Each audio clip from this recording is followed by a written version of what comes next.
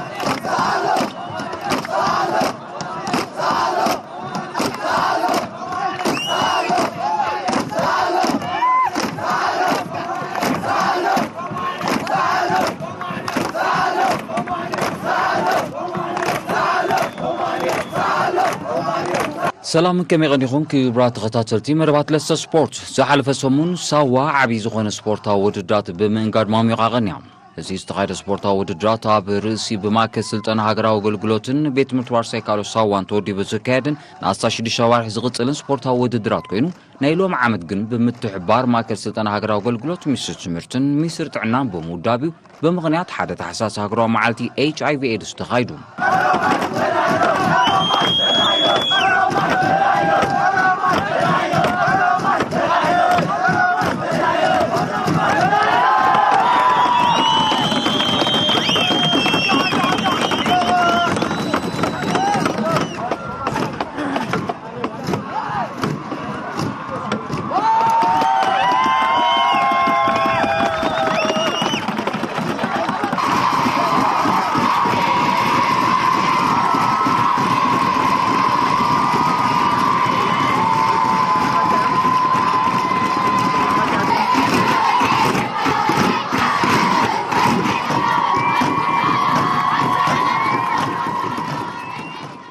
ዕላማ ናይቲ ንሓደ ሰሙን መመላእታ ክካየድ ዝጸንሐ ስፖርታዊ ውድድራት ኣብ ተማሃሮ ቤት ትምህርቲ ዋርሳይ ካሎስ ሳዋ ብዛዕባ ዝቐዛፊ ሕማም ብዝተፈላለዩ ጎስጓሳዊ ንጥፈታት ሓበራዊ መረዳእታ ንምፍጣር ኮይኑ ኣብ ክልተ ዝተኸፍለ ማለት ስፖርታዊ ውድድራትን ጥዕናዊ ጎስጓሳትን እዩ ክካየድ ቀኒዩ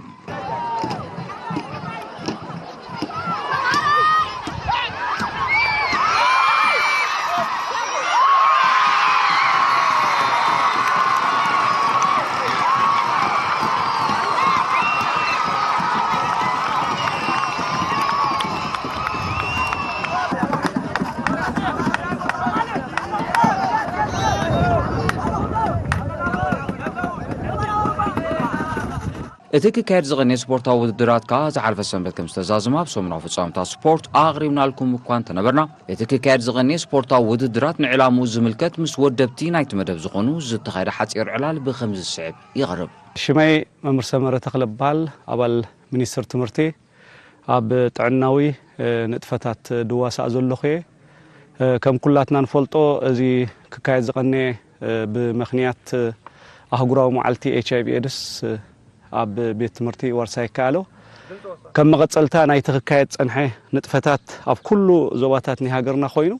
فولي دغبرو انتايو اندحر تبايلو دارغا كم حدا اغباب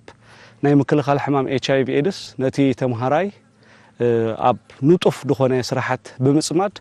كاب دي تدلي استفلالي نغرات نملاي زعلمي كم كلاتنا نفلطو زي معسكر حيال دخونه اودادبان طرنافن دلو معسكري سلازي نخمز عينت مدبات نختكايدلو ازيو زميتشي مالتي سلازي كم مدب كلتا عينت مدباتينا حيزنا تبقيسنا تقداماي طعناو غوسغواساتي غون تطعناو غوسغواسات دما سبورتاو درات ككايديو تحاسيبو ስለዚህ ኣብቲ ናይ መጀመርታ እዋን ምስ ዝምልከቶም ላዕለዎት ሓለፍቲ ማዓስከር ሳዋ ማለት ማእከል ስልጠና ሃገራዊ አገልግሎትን ቤት ትምህርቲ ዋርሳ ይካኣሎን ብምርኻብ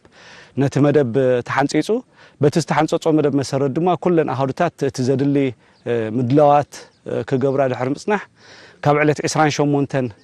ጀሚርና ድማ ስጋብ ዕለት 4 እቲ ስራሕ ክኸይድ ጸኒሑ ማለት እዩ ኣብዚ ክኸይድ ጸንሐ ንጥፈታት ወይ ከዓ ስራሓት ሓያል ድኾነ ናይ ስፖርታዊ ውድራት ኣብ ሞንጎ በራጌድ ወይ ከዓ ኣብ ሞንጎቶም ተምሃሮ ናይ ቤት ትምህርቲ ዋርሳ ይካኣሎ ክኸይድ ጸኒሑ ብተወሳኺ እውን ኣብቲ ሳቶም ናይ ተርፊ ግዚኦም ወይ ካፍቲ ናይ ዕረፍቲ ግዚኦም እውን ጎኒ ጎኒ ንኣባላት ንመማህራን ንተምሃሮ ቤት ትምህርቲ ዋርሳ ይካኣሎ ብሓፈሻ ጥዕናዊ ጎስጓሳት ተኻይድሎም ማለት እዩ ከም ዝፍለጥ ነዚ መደብ እዚ ዕውት ንምግባር ተባሂሉ ቅድሚ ሕጂ ናብ ቤት ትምህርቲ ናብ ማዓስከር ሳዋ መጺና ሓፈሻዊ ኣወዳድባ ናይቲ ስፖርታዊ ውድድራት እንታይ ይመስል ምዝምልከቶም ኣካላት ብምርኻብ ሓደ መደብ ተሰሪዑ ማለት እዩ እቲ መደብ ከዓ እንታይ እዩ ኩለን ኣብዚ ጋንታ ዝሳተፋ ጋንታታት ብብርጌድ ከም ዝቆማ ተገይሩ ኮሚቴታት ቆይሙ ላዕለወይቲ ኮሚቴ ቆይሙ ናይ ዲያኑ ክንደይ ይሳተፉ ኮሚሽነራት ክንደይ ይሳተፉ ኣዳሎት ሜዳ ክንደይ ይሳተፉ ጋንታታት ክንደይ ይሳተፋ ዝብል እዚ ሓደ ዓቢ መደብ መጀመርያ ብስእሊ ተሓንፂፁ ብድሕሪኡ ኣብ ኩዕሶ እግሪ ዝሳተፋ ዘለዋ ጋንታታት 12 6 ደቂ ተባዕትዮ 6 ደቂ ኣንስትዮ ማለት እዩ ኣብ ኩዕሶ መርበብ ከዓ 6 ደቂ ተባዕትዮ 6 ደቂ ኣንስትዮ ኣብ ኩዕሶ ሰኪዔት 6 ደቂ ተባዕትዮ 6 ደቂ ኣንስትዮ ኣብ ኣትሌቲክስ ከዓ ተዛማዲ 6 ደቂ ተባዕትዮ 6 ደቂ ኣንስትዮ ኣትሌቲክስ ክንብል ከለና ሕጂ 100 ሜትሮ ብክልቲኡ ጾታ 200 ሜትሮ 400 800 1500 3000 ዝሓቁፍ ማለት እዩ እዚ እቲ ሓፈሻዊ ኣብ ክልተ ምድብ ተመዲቡ እቲ ውድድር ዝተኻየደሉ ማለት እዩ ካብ ምድበን ካብ መስሓለፋ ከዓ ኣብቲ ናይ ኖክኣውት ኣትየን ስጋዕ ፍጻሜ በፂሕና ማለት እዩ እዚ እቲ ሓፈሻዊ ኣወዳድባ ዓቕሚ ሰብ ጋንታታት ዝነበሮ ክኸውን ከሎ ድሕሪኡ እንታይ መጽእ ብቕዓት ተጻወት መጽእ ብቕዓት ተጻወት ክንግምግሞ ከለና ኣብዚ ማዓስከር እዚ ኣዝዮም ክኢላ ዓቕሚ ዘለዎም ብቕዓት ዝኾኑ ተካእቲ ተጻወቲ ዝፈሪሉ ስለ ዝኾነ ቆላሕታ ክግበረሉ ዝግብኦ ነገራት እዩ ድሕሪኡ እንታይ ድመጽእ ንዛረበሉ ክማላእ ዝግብኦ ነገራት ኣሎ ሓደ ኣሰልጣኒ ወይ ከዓ ሓደ ዳኛ ንሓደ ተጻዋታይ ክምልምሎ ወይ ከዓ ክዳንዮ እንድሕር ኮይኑ ስልጠና ድልዮ ስለዚ ሃገራውያን ፌደሬሽናት ኩለን ንማዓስከር ሳዋ ዘድሊ ስልጠና ክውድባ ናይ ኣሰልጠንቲ ስልጠና ናይ ዲያኑ ስልጠና ክውደበሎም ብኡ መጽእ ከዓ ነቶም ተምሃሮ ክመሓላልፉ እቲ ክእለቶም ዓቕሞም ንተምሃሮ ክመሓላልፉ ይኽእሉ ኣብ ማዓስከር ሳዋ ከምዚ ዓይነት ስፖርታዊ ንጥፈታት ክትውድብ ከለኻ ውዱብ ብግዜ ተለክዐ ኣብ ሰዓቶም ዝርከቡ ተጻወቲ ኣሰልጠንቲ ኣብ ሰዓቶም ይርከቡ ዲያኑ ኣብ ሰዓቶም ይርከቡ ናይ ብሓቂ ኢኻ ተመስግን ኣብዚ ጉዳይ እዚ ክትሪኦ ከለኻ ስለዚ ንመጻኢ ከምዚ ዓይነት ስፖርታዊ ውድድራት እንተተዛረበ ዝሓሸ ኮይኑ ይመስለኒ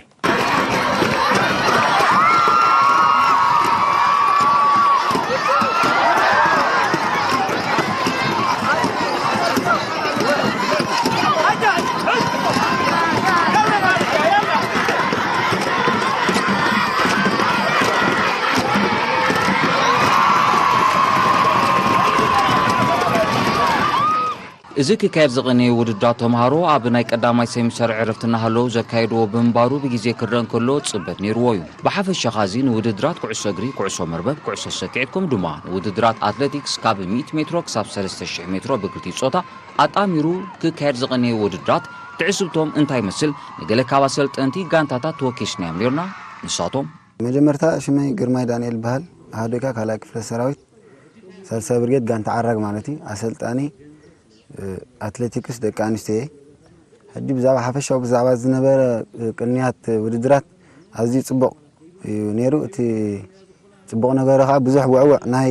ቲፎዞ ይኹን ናይ ካልእ ምድላዋት ኩሉ ነገር ምድላዋትና ጌርና ኣቲና እቲ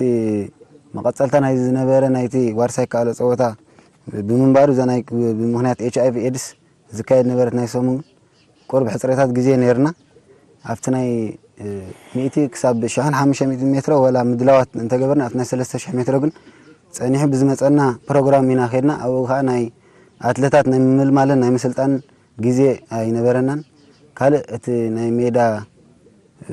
ሕፅረታት ነይሩ ሜዳ ሓንቲ ሜዳ ያ ነይራታ ናይ ኣትሌቲክስ ናይ ትራክ ውድድር ዝኣትውላ ካልእ ዝተፈላለዩ ኣትሌቲክስ ናይ ዝኾነ ይኹን ጋንታታት ሳተፉላ ስለ ዝነበሩ ኣብኡ ናይ ጽበት ሜዳ ነርና ኣብ ኩዕሾ እግሪ ደሎ ሕጥረታት ኩዕሾ ኮይኑ ናይ ሜዳ ሕጥረታት ኣሎ ግዜ ሕጥረታት ነርና ዝኾነ ኮይኑ ግን እቲ ነጥፈታት ተኻይዱ ኣብ ደረጃ እዚ ቀዳማይ ክንወጽእ ኢልና ኣለና ማለት እዩ ኣብቲ ዝነበረ ናይ ምስልጣን ብጣዕሚ ሃልክ ዝነበሮ ከቢድ እዩ ነይሩ ሕጂ ምስነ ዝኾነ ሕጥረታት ግዜ ክናዋሕ ትሕትና ንሓትት ማለት እዩ እዚ ናይ ብምኽንያት መዓልቲ HIV ክካየድ ዝቐነ ስፖርታዊ ንጥፈታት ኣዝዩ ኣትካምን ኣህላኽን ኣብ ውሽጢ 7 መዓልቲ ዝውዳእ ፀወታ እዩ ነይሩ ኣብዚ ኸ ደቂ ኣንስትዮ ምስተን ምዃነን ተንሒዝናየን ዘለና ኣዝየን ድኻም ኣርአየን ክሳዕ መጨረሻ እውን ስለ ዝበፃሕና ሕጂ እቲ ሓፈሻዊ ናይተን ተፃወትና ክንግምግም ከለና እቲ ብቕዓተን ካብ ገዝአን ሒዘንኦ ዝመፃ ኮይኑ ኣብዚ ኸ ንሕና እቲ ሒዘንኦ ዝመፃ ብቕዓት ብኸመይ መንገዲ ኢና ክንሰርዖ ካብ ዝተፈላለየ ጋንታታት እውን ስለ ዝመፃ ንዕአን ኣወሃሂድካ ብኩሉ ነገረን ብዲሲፕሊነን ይኹን ኣብ ርእሲ ዳያኑ ዘለዎን ኣረኣያ ኣብ ርእሲ ኣሰልጣኒ ዘለዎን ኣረኣያ ኣብ ርእስታ ወኪለና ዝፃወታ ዘለዋ ጋንታ ዘለዎን ኣረኣያ ሃኒፅና ኢና ንሕና ናብቲ ፀወታ ንምፅአን ነዚ ኩሉ ፃዕርን ድኻምን ናይቲ ኣሰልጣንን ናይቲ ኣሃዱን ተወሲኽዎ እዘን ተፃወቲ እዚአን ካ ናብቲ ናይ መጨረሻ ፋይናል ፀወታ ክበፅሓ ክኢለን ብኡ መጠንካ እታ ጋንታ ዓራግ ኩዕሶ ሰኪዔት ማለት እዩ ቀዳመይቲ ኮይና ወፅያ አትሌቲክስ እውን ናይታ ጋንታ ቀዳመይቲ ኮይነን ስለ ዝወፃኻ ናይ ጎብለልካ ጋንታ ዓራግ ጎብለል ናይ ደቂ ኣንስትዮ ኮይና ወፂና ኣለና ኣብዚ ናይ መዓልቲ HIV ዝተኻየደኻ ኣብ ዝለዓለ ኢድ ኣብ ዝለዓለ ጥሪ ዝበፂሕናኻ ሽልማትና ረኺብና ኣለና ማለት እዩ ተምሃሮ ወርሳይ ካሎስ ኣዋ ነቲ ክካየድ ዝቐነየ ውድድራት ብዓብዪ ዝኾነ ስፖርታዊ መንፈስ እዮም ተኸታቲሎሞ ስፖርታውያን ከዓ እቲ ክካየድ ዝቐነየ ግጥማት ኣብ መንጎኦም ዓብዪ ናይ ተመክሮ ምልዋጥ ክንዝፈጠረሎም ብምጥቃስ ኣብ ቀጻሊ ከምዚ ዓይነት ውድድራት ብቐጻሊ ክውደብ ሓቲቶም ኣለዉ እዚ ኣብ ሳዋ ክካየድ ዝቐነየ ብምኽንያት ቅድሚ HIV ዝተኻየደ ስፖርታዊ ንጥፈታት ብጣዕሚ ጽቡቕ ነይሩ ኣብ ሳዋ ዝግበር ኩሉ ዓይነት ስፖርታዊ ንጥፈታት ብጣዕሚ ፍሉይ ዘግብሮ ምኽንያት ከዓ ካብ ሙሉእ ኤርትራ ዝተኣከቡ ተምሃሮ ኣብ ሓደ ተጠርኒፎም ብሓደ ብፍሉይ ብውዕውዕ መንፈስ ዝፃወትሉ መድረኽ ስለ ዝኾነ ኩሎም ተምሃሮ ነናቶም ብቕዓት ዘርእሉ ስቴጅ ስለ ዝኾነ ብጣዕሚ ፍሉይ ነገር የግብሮ ኣብዚ ዝተኻየደ ንጥፈታት ድማ ጋንታ ዓራግ ኣብ ኩዕሶ ሰኪዔት ብደቂ ኣንስትዮ ቀዳሞት ኮይና ወፂና ኣብዚ መድረኽ ድማ ብልፅ ተፃዋቲት ኮይነ ስለ ዝወፃኹ ብጣዕሚ ሓጎስ ይስማዓኒ ብጣዕሚ ሓጎስቲ ማለት እዩ ኣብ መወዳእታ እቲ ክካየድ ዝቐነየ ስፖርታዊ ውድድራት ብዓወት ምዛሙ ከም ኣብነት ክጥቀስ ይከኣል እዩ ኣብ ሳዋ ዝካየድ ስፖርታዊ ንጥፈታት ቆላሕታት ዋሂቦ ብዛዕበየ መልክዑ ዝሰፍሓሉ ዝምዕብለሉን ክሕሰብ ድማ ግዢ ይመስል ንዝተፈላለያ ጋንታታት ዘሰልጥኑ ዘለዉ ኣባላት ድማ ምስ ዘሎ ዓለምለኻዊ ሕጊ ስፖርት ዝተሓደሰን እዋናዊ ስልጠናታት ክምደበሎም ግዜ ዝጠልቦ ብምዃኑ ሃገራዊ ፌደሬሽናት ጠመተ ክገብራ እቶም ኣሰልጠትን ኣካየድቲ ስፖርት ናይቲ ማእከል ስልጠና ተላብዮም ኣለዉ